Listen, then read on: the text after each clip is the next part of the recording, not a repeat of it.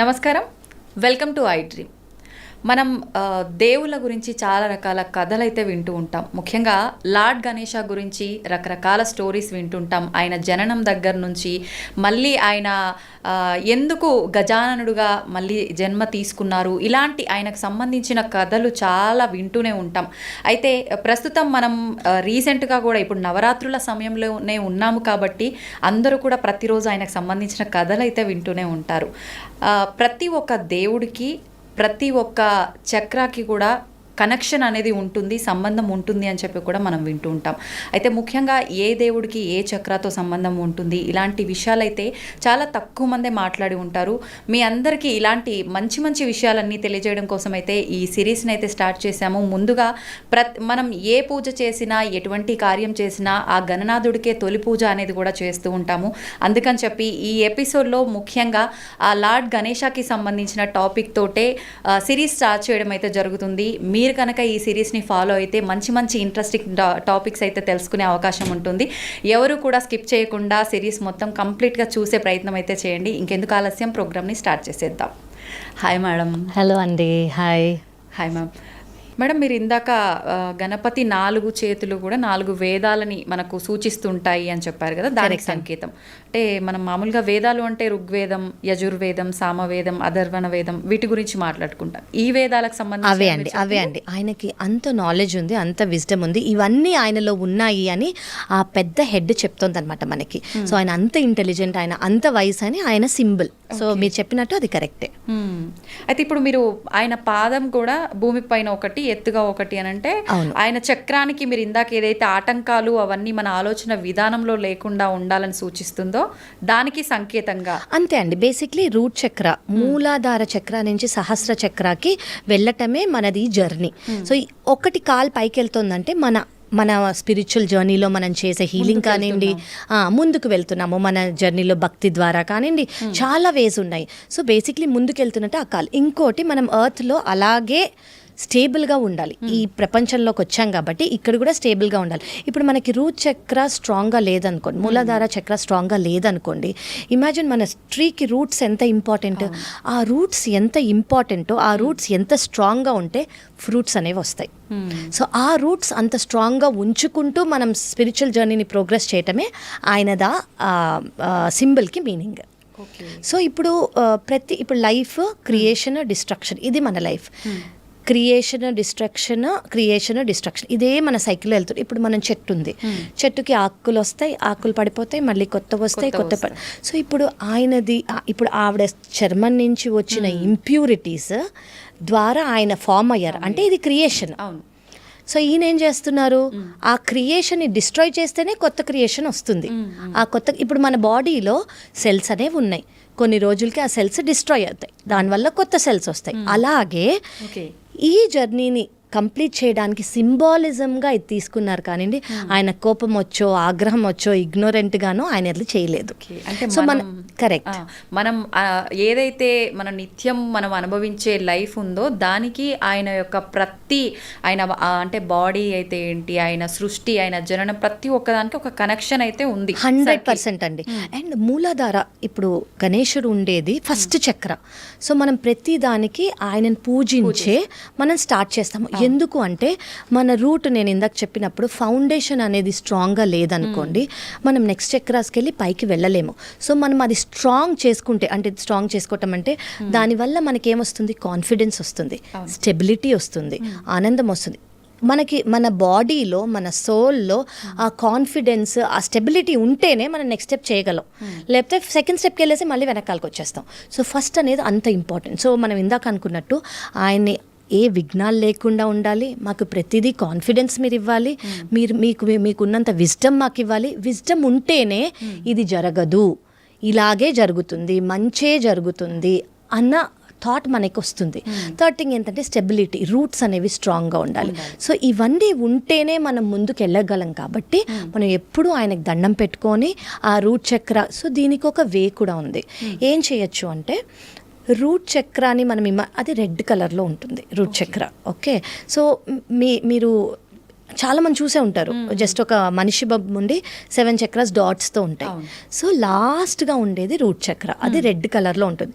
ఎవరన్నా రూట్ చక్ర స్ట్రాంగ్ చేసుకోవాలి అని అనుకున్నారనుకోండి, రూట్ చక్ర ఎందుకు స్ట్రాంగ్ చేసుకోవాలి? ఆబ్స్టికల్స్ రాకుండా ఉండాలి, మనం ఏం పని చేసినా అది సక్సెస్ఫుల్ అవ్వాలి, మనం ఆలోచించింది కరెక్ట్ అయి ఉండాలి, అది అన్ని వైపులా ఉండి మనం సో ఇవన్నీ మనకు కావాలి డే టు డే లైఫ్లో. చిన్న వాటి నుంచి పెద్ద డెసిషన్స్ వరకు మనకి స్టెబిలిటీ అనేది, కాన్ఫిడెన్స్ కానివ్వండి, విజ్డమ్ కానివ్వండి, ఆలోచనలు కానివ్వండి కరెక్ట్గా ఉండాలి. సో మనం దాన్ని స్ట్రాంగ్ చేసుకోవాలి. అందుకే మనం గణేశుడికి ఫస్ట్, మనం ఏ పనికి వెళ్తున్నా కూడా ఫస్ట్ మనకి ఇది ఉంటేనే మన పని సక్సెస్ అవుతుంది. సో సింబాలిక్గా ఆయనకి మనం దండం పెట్టుకునేది అందుకే. నేను మీకు దండం పెట్టుకుంటున్నాను, ఏ విఘ్నాలు లేకుండా చూడండి. నేను మీకు దండం పెట్టుకుంటున్నాను, మీకు ఎంత విజ్డమ్ ఉందో అది నాకు ఇవ్వండి. నేను మీకు దండం పెట్టుకుంటున్నాను, రూట్ చక్ర అంత నాకు కాన్ఫిడెన్స్ ఇవ్వండి, రూట్స్ ఎంత స్ట్రాంగ్ ఉంటాయి అంత స్ట్రెంగ్త్ నాకు ఇవ్వండి. సో మనం ఇలా దండం పెట్టుకుంటున్నాం అనమాట ఆయనకి. సో ఇలా దండం పెట్టుకుంటే మన పనీలు కానివ్వండి, మనం దండం పెట్టుకున్నప్పుడు మీరు అఫ్ కోర్స్ దేవుడికి పూజలు చేయటం అదంతా. సెకండ్ థింగ్ ఏంటంటే కళ్ళు మూసుకొని red colour at the base of your స్పైన్లో మనం ఇమాజిన్ చేసుకోవాలి స్ట్రాంగ్గా. సో ఒక బీజ మంత్ర కూడా ఉంది, ఓం గం గణపతాయ నమః. ఇది అందరికీ తెలిసింది. సో మనం మనసులో కూర్చొని ఒక చోట రెడ్ కలర్ ఇమాజిన్ చేసుకుంటూ మనం ఇది ఎన్నిసార్లు కుదిరితే అన్నిసార్లు, ఒకసారి అయితే మీకున్న టైం బట్టి 2 నిమిషాలకో 5 నిమిషాలకో 10 నిమిషాలకో మీరు ఎంత చేయగలితే అంత మనం చేసుకున్నాం అనుకుని మన రూట్ చక్ర అనేది స్ట్రాంగ్ అవుతూ ఉంటుంది. గణేశుడి గురించి ఆలోచించుకుంటూ, ఆ రెడ్ కలర్ ఆలోచించుకుంటూ చేస్తే ఒకరోజు మనకి ఎంత కాన్ఫిడెన్స్ వస్తుందంటే, ఎంత స్ట్రెంగ్త్ వస్తుందంటే, ఎంత ఫెయిత్ వస్తుందంటే, మనం వెనక్కి తిరిగి చూస్తే ఒకప్పుడు నేను ఇలా చెప్పడానికి నేను భయపడేదాన్నే, ఒకసారి నేను ఇవి మాట్లాడడానికి నేను జంకేదాన్ని, అవన్నీ పోతాయి. ఎందుకంటే అసలు వీటన్నిటికీ మనకున్న ప్రతి ఫెస్టివల్ కానివ్వండి, ప్రతి ఇమేజ్ కానివ్వండి, ప్రతి సింబల్ కానివ్వండి చాలా సైంటిఫిక్గా ఇచ్చింది. సో ఈ సైంటిఫిక్ రీజన్స్ అనేది మనం అర్థం చేసుకుని పూజలు కానివ్వండి, వర్షిప్ కానివ్వండి, దేవుడికి భక్తి కానివ్వండి చేసామనుకోండి, దాని రియల్ రిజల్ట్స్ అనేవి మనకు వస్తాయి. So it is very very beautiful. అంటే ఇప్పుడు మీరు స్టార్ట్ చేయటం కూడా ఈ సిరీస్ గణేశుడితో మనం స్టార్ట్ చేయటము, ఐఎమ్ షూర్ ఏ విఘ్నాలు లేకుండా జరగాలి, మనకు అంత స్ట్రెంగ్త్ ఇవ్వాలి ప్రతి లైఫ్లో, ప్రతి ఒక్క ఆస్పెక్ట్లో, పర్సనల్ కానివ్వండి, ప్రొఫెషనల్ కానివ్వండి, స్పిరిచువల్ లైఫ్లో కానివ్వండి. సో అది ఆయనే ఇవ్వగలరు. ఆయన ఇవ్వడానికి మనం మన రూట్స్ చక్ర స్ట్రాంగ్ చేసుకుంటూ ఆయన గురించి తలుచుకుంటూ మనం చేయాలి.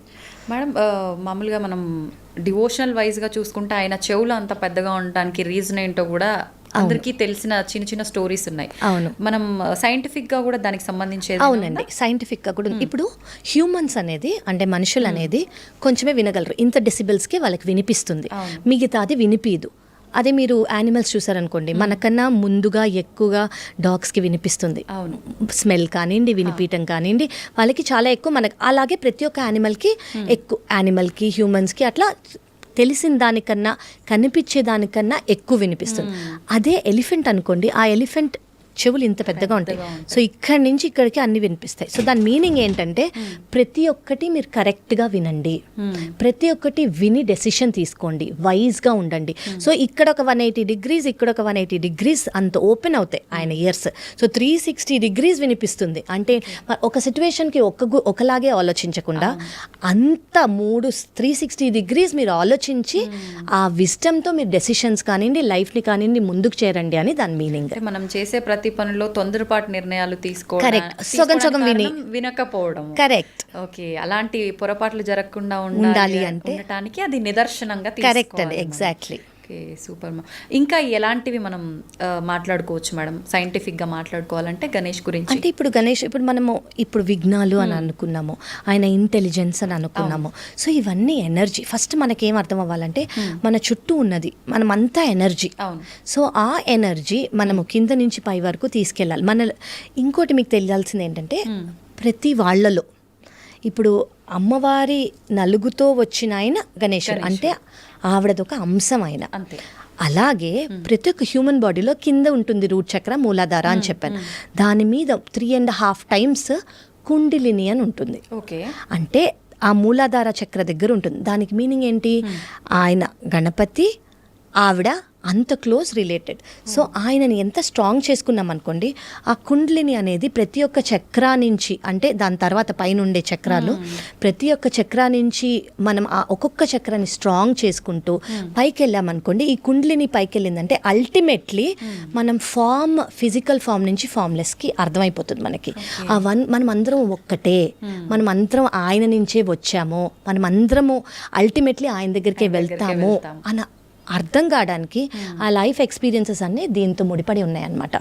సో ఆయనతో స్టార్ట్ చేసి మనం యాక్చువల్లీ నెక్స్ట్ సెషన్స్లో ప్రతి ఒక్క చక్ర గురించి, అసలు మనకి ఒక్కొక్క దేవుడికి ఈ ఫామ్ ఎందుకు ఉంది, దాని సైంటిఫిక్ రీజన్ ఏంటి, లాజికల్గా దాని రీజన్ ఏంటి, సింబాలిక్గా దాని రీజన్ ఏంటి అనేది మనం ఖచ్చితంగా తెలుసుకుందాము. తప్పకుండా మేడం. సూపర్ మేడం, నిజంగా నేనైతే చాలా థ్రిల్ అయిన ఈ టాపిక్ విన్న తర్వాత. నిజంగా నాకు మళ్ళీ నెక్స్ట్ టాపిక్ ఏం మాట్లాడదామని చాలా ఎగ్జైటింగ్గా ఉంది కూడా, తెలుసుకోవాలి నెక్స్ట్ ఎపిసోడ్ ఎప్పుడు చేద్దాము అని చెప్పి ఆతృతగా ఉంది. మరొక మంచి ఎపిసోడ్తో మంచి ఇంట్రెస్టింగ్ టాపిక్తో కలుద్దాం madam. Thank you madam, thank you very much. చాలా మంచి థ్యాంక్ యూ సో మచ్ అండి. Thank you. బాయ్.